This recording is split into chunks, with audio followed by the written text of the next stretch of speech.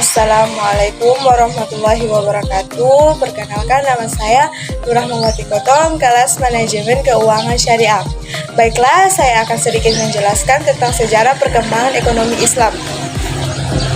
Ekonomi Islam merupakan ilmu mempelajari berbagai upaya manusia yang berlandaskan prinsip-prinsip dasar nilai ilmu Al-Quran dan As-Sunnah dalam mengalokasikan dan mengelola sumber daya untuk mencapai fala kemuliaan, kesejahteraan, kebutuhan dasar manusia, terutama kebutuhan dasar primer seperti sadang, pangan, papan, pendidikan, dan kesehatan.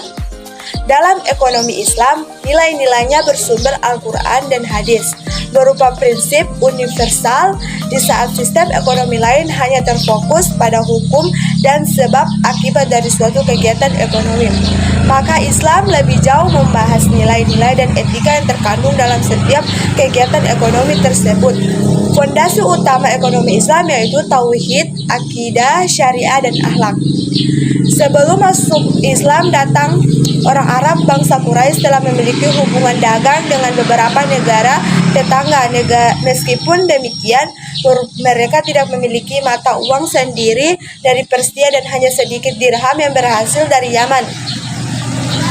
Sosialisme oleh sementara orang juga diartikan sebagai bentuk perekonomian yang pemerintahannya paling kurang bertindak sebagai pihak yang menasionalisasikan industri besar sebagai pertambangan, jalan-jalan dan jembatan-jembatan, kereta api, serta cabang-cabang produksi lain yang menyangkut hidup orang banyak.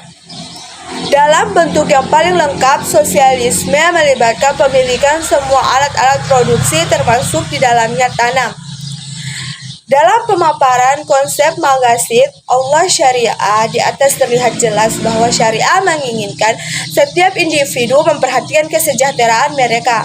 Al-Syatibi menggunakan istilah maslahah untuk menggambarkan tujuan syariah ini.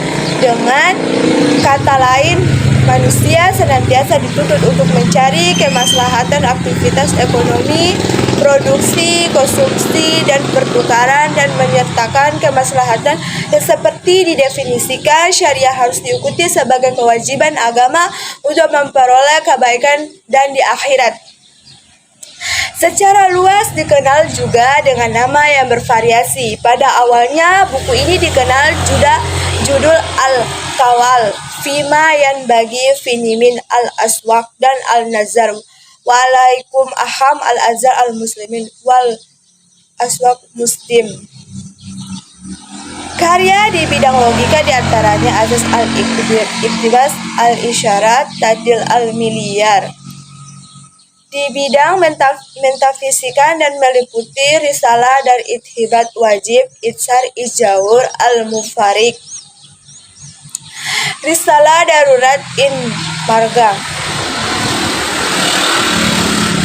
Baiklah, terima kasih. Itulah hasil dari rangkuman materi saya. Lebih dan kurangnya saya mohon maaf. Wabillahi taufiq wal hidayah. Wassalamualaikum warahmatullahi wabarakatuh.